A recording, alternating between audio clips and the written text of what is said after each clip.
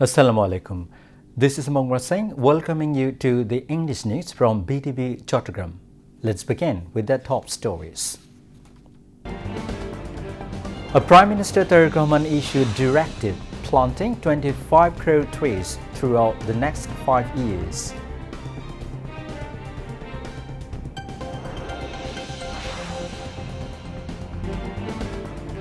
A Prime Minister Tarique Rahman urges Ansar VDP to continue public service for national peace and security.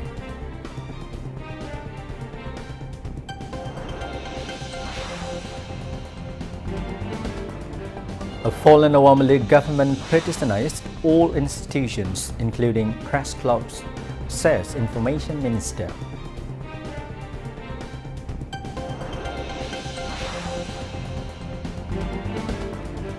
A government vows to remove obstacles to U.S. investment in Bangladesh, says Commerce Minister.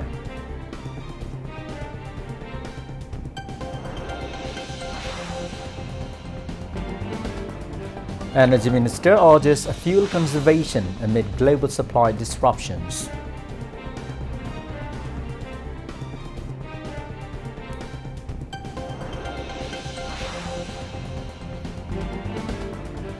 A government to conduct special operation against extortionists and armed terrorists, says Home Minister Salahuddin Ahmed.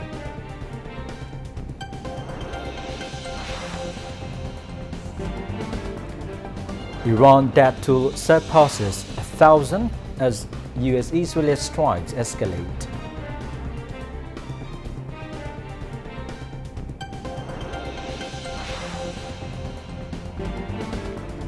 And South Africa and New Zealand facing off in first semi-final of the ICC Women's World Cup 2026 at Eden Gardens in Kolkata.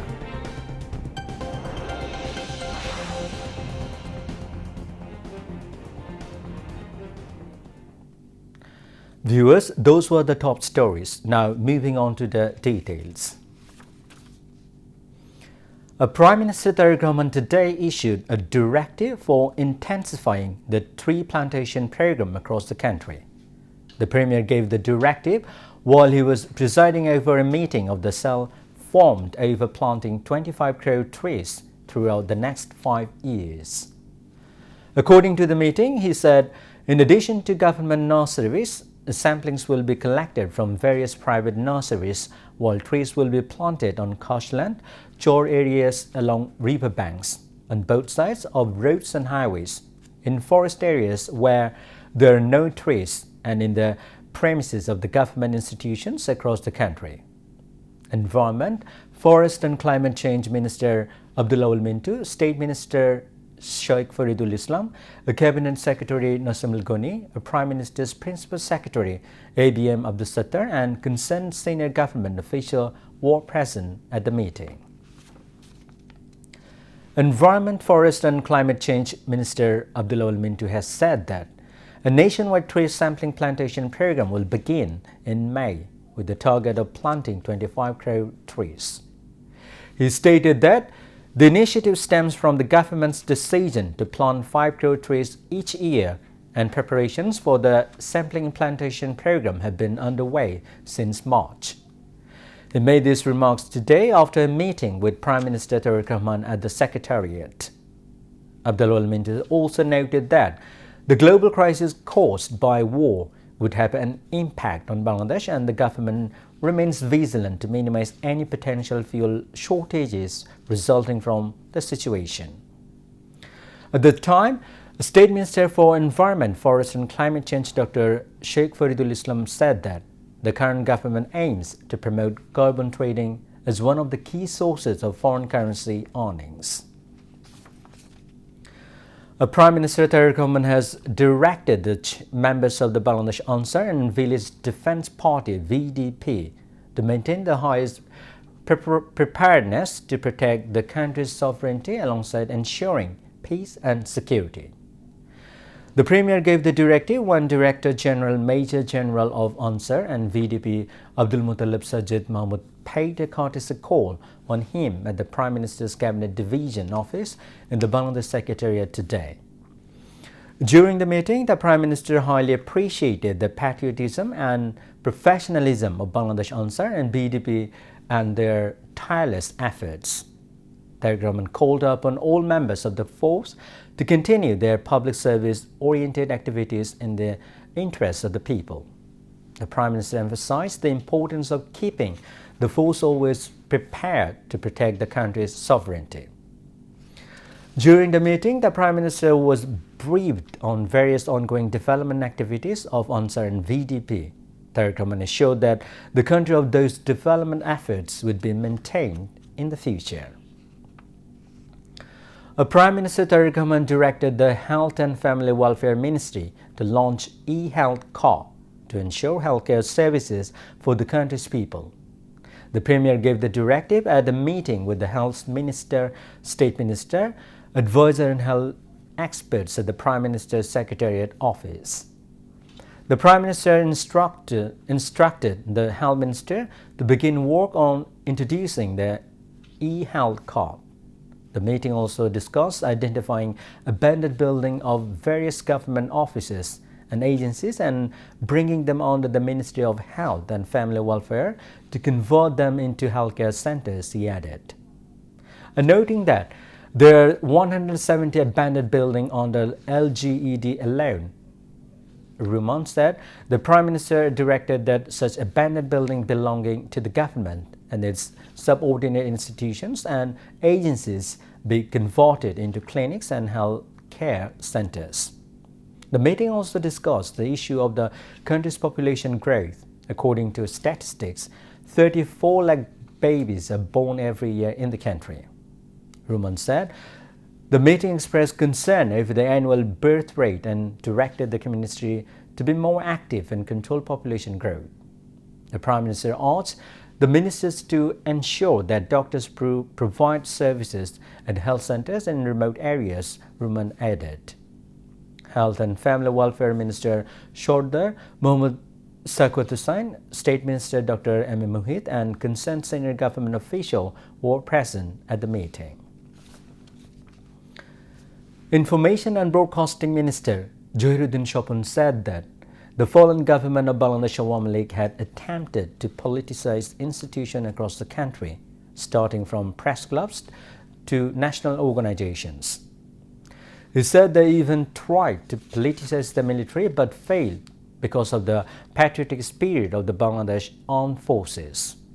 The minister stated that the government led by the Bangladesh Nationalist Party will not allow the country to return to the mob culture associated with the previous regime's political dominance.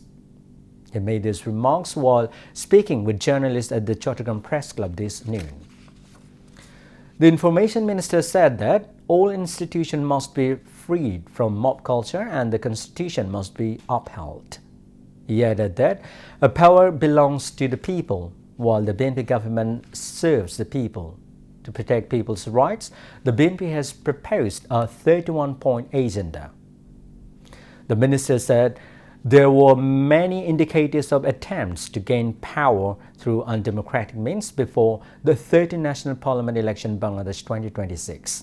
However, he said National Leader Khaleda had stated that the only legitimate path to power is through the people's mandate. He mentioned that the BNP received the mandate from the people in the election. Alongside meeting public demands, state reform activities will continue. The BNP government is trying to govern through consensus rather than forming a single-party administration, and this approach will be maintained. The discussion meeting was attended by Member of Parliament Abu Sufyan, President of the National Press Club Bangladesh Hassan Hafiz, BFUJ General Secretary Qadir Ghani Chaudhuri, Director General of the Department of Mass Communication Abdul Jalil, Director General of Bangladesh Betar SM Jahid, Chattogram District Commissioner Muhammad Jahidul Islam Mia, Chattogram Press Club President Jahidul Karim Kochi, General Secretary Ghulam Maula Murad, and Chattogram Metropolitan Journalist Union President Shahnawaz, along with senior journalists from Chattogram. Earlier, the Information Minister visited the Chattogram Press Club's library, Seniors Corner and Sports Show. Later, he is scheduled to hold a meeting with Chattogram Journalist Union and Senior Journalist Leader at Circuit House. Besides, another meeting was held with officials of the Chattogram Divisional and District Administration at the Chattogram Circuit House. He will also inspect the first phase project to convert the Bangladesh Television Chattogram Center into a full-fledged broadcasting center and meet with officials there. Meanwhile, Information and Broadcasting Minister Johiruddin Shopon has called on the media to set limits on the freedom and accountability of the media. He made this call at an Iftar and Dua Mahfil program organized by the Press Club of Chattogram. Among others, State Minister for Chattogram Hill Tracts Affairs Mir Muhammad Halaluddin, Chittagong City Mayor Dr. Shadat Hussain, Member of Parliament Abu Sufyan, Sayyid Al-Numan Turjo, and Shahjan Chaudhuri, President of the National Press Club Hassan Hafiz, Secretary General of the Bangladesh Federal Union of Journalists Kadir Gani Chaudhuri, a President of Chattogram Press Club Jaidul Karim Kochi, media personalities and leaders of various political parties were present at the event. ক্ষেত্র যেখানে আমরা চাই পরিপূর্ণ একটা স্বাধীনতা থাকুক এবং আমাদের নির্বাচনী প্রতিশ্রুতির মধ্যেই আমরা গণমাধ্যমের এই স্বাধীনতার কথা উচ্চারণ করেছি। আমাদের নেতা তারেক রহমান বারবার এই কথা বলেছেন। আবার একই সঙ্গে আপনারা জানেন, কোনো স্বাধীনতাই যদি দায়িত্বের কাঠামোর মধ্যে আবদ্ধ করা না যায় তাহলে ওই স্বাধীনতার সুফল ভোগ করা যায় না। এবং অপরদিকে এই কাঠামো, জবাবদিহিতার এই সীমানা যদি আমরা একতরফা সরকার থেকে নির্ধারণ করতে যাই তাহলে অতীতের সরকারের সঙ্গে আমাদের কোনো পার্থক্য থাকবে না।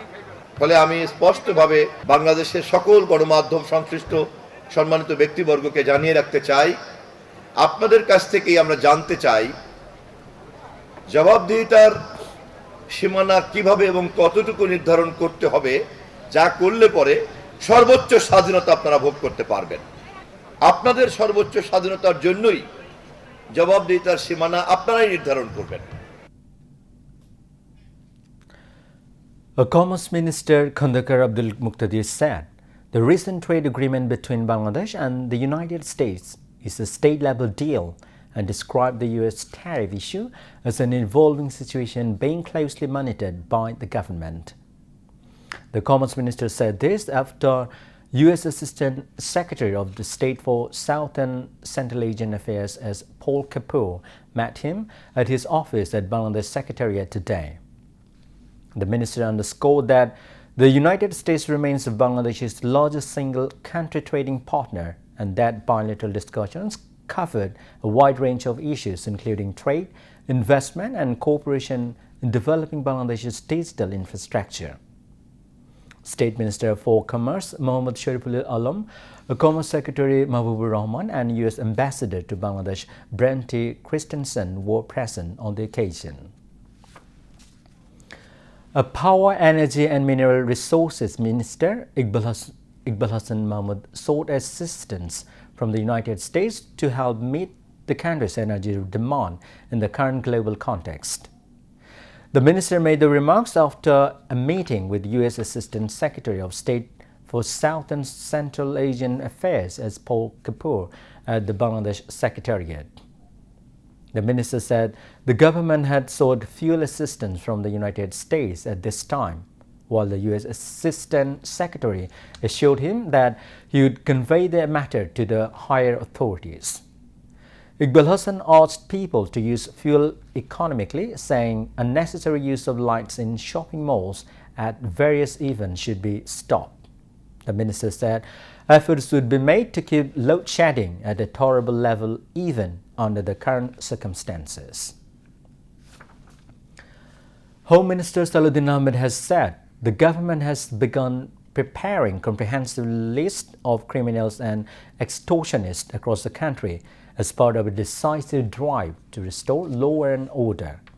The minister made the remarks after a meeting with senior officials of Dhaka Metropolitan Police DMP and officers in charge of 50 police stations under its jurisdiction at the DMP headquarters in Dhaka today. highlighting that establishing the rule of law remains a top priority of the government led by the Bangladesh Nationalist Party BNP.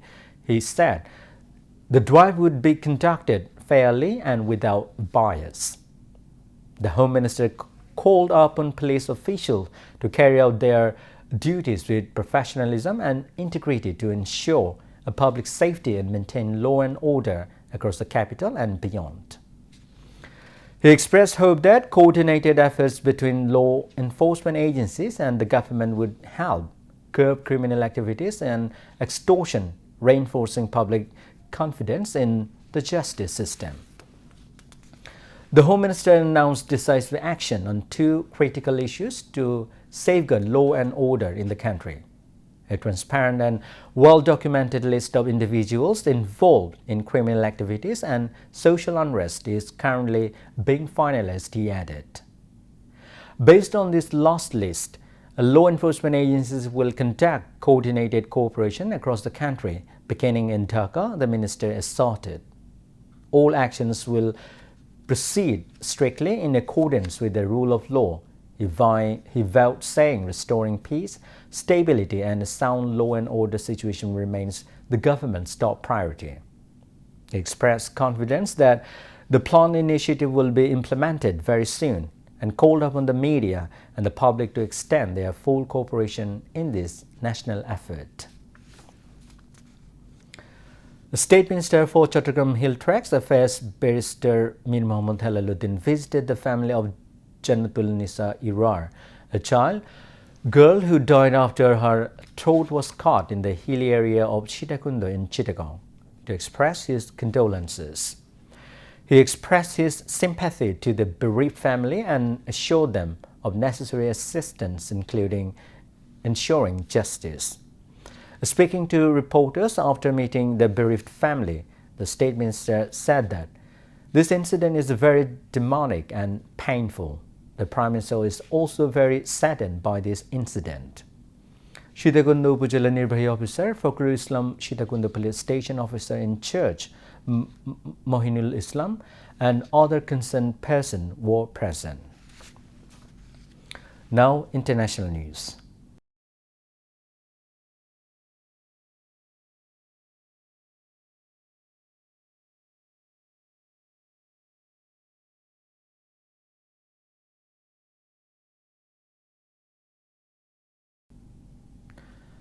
The United States and Israel have stepped up their attacks on Iran as the war entered its fifth day on Wednesday.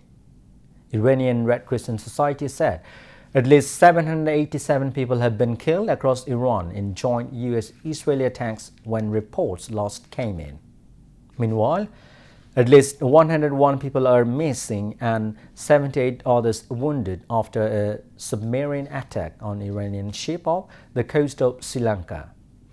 The sources of the country in the country's Navy and Defense Ministry told Reuters that the incident occurred near Sri Lanka's waters, prompting rescue operations by Sri Lankan naval vessels and aircraft. Besides, multiple locations across Iran are being struck, and Tehran is carrying out retaliatory attack across the region. Iran also has kept up its retaliatory missile and drone strikes against Israel and across the Gulf, as US President Donald Trump claimed the conflict could last a month. Iran's Revolutionary Guard Corps (IRGC) said on Wednesday that it has fired 230 drones at civil facilities hosting US troops in the Middle East, including a base in Erbil in northern Iraq and the Ali al-Salem Air Base and Camp, a region in Kuwait. Air raid sirens have sounded across Israel, with people rushing to shelters as incoming Iranian missiles triggered loud blasts from interception attempts. Israel issued an alert early on Wednesday morning, instructing residents to head to shelters as missiles had been launched from Iran and defense systems were working to intercept that threat. Israeli military said it conducted a series of strikes across Iran capital targeting its forces. It said it hit buildings associated with the besieged the All-Volunteers Force of Iran's Islamic Revolutionary Guard Corps (IRGC). The Israeli military also said it hit buildings associated with Iran's Internal Security Command, which has also suppressed demonstrations in the past. The signs of any potential ceasefire remain virtually non-existent as the Iranian Foreign Minister Abbas Araghchi slammed Trump on Wednesday, saying he had betrayed diplomacy and Americans who elected him. Meanwhile, IRGC has said it maintains full control of the Strait of Hormuz, where United States President Donald Trump has said he is prepared to deploy the Navy to escort tankers. In a statement carried by Iran's Fars news agency, IRGC Navy official Mohammad Akbarzadeh confirmed this on Wednesday.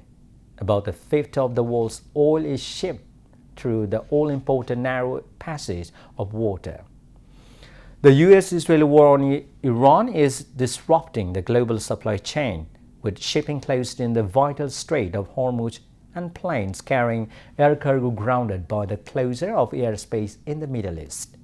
Meanwhile, Canada's Prime Minister Mark Carney said that the U.S. and Israeli attacks on Iran that sparked the current conflict appear to be inconsistent with international law.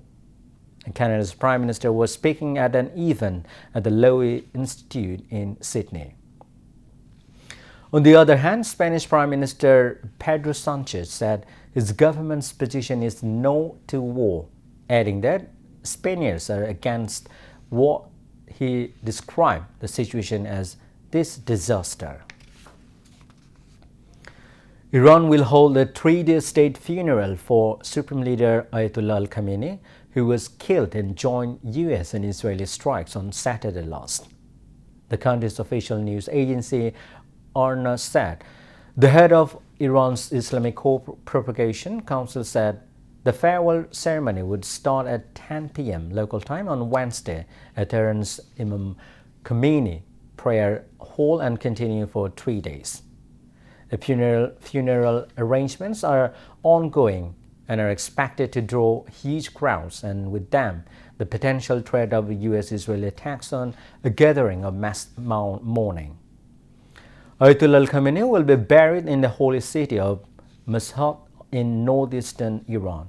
He was originally from Mashhad, Iran's second-largest city, where his father is buried at the Imam Reza shrine. No date for the burial was disclosed. Meanwhile, Mustafa Khamenei, the son of the late Supreme Leader Ayatollah Ali Khamenei, has been selected as Iran's new Supreme Leader. The information was published on Wednesday by Iran International. Iran's Assembly of Experts selected Mustafa Khamenei to the position under pressure from the Islamic Revolutionary Guard Corps (IRGC). Meanwhile, Israel's Defense Minister Israel Katz threatened on Wednesday to assassinate any Iranian leader picked to succeed Ayatollah Ali Khamenei.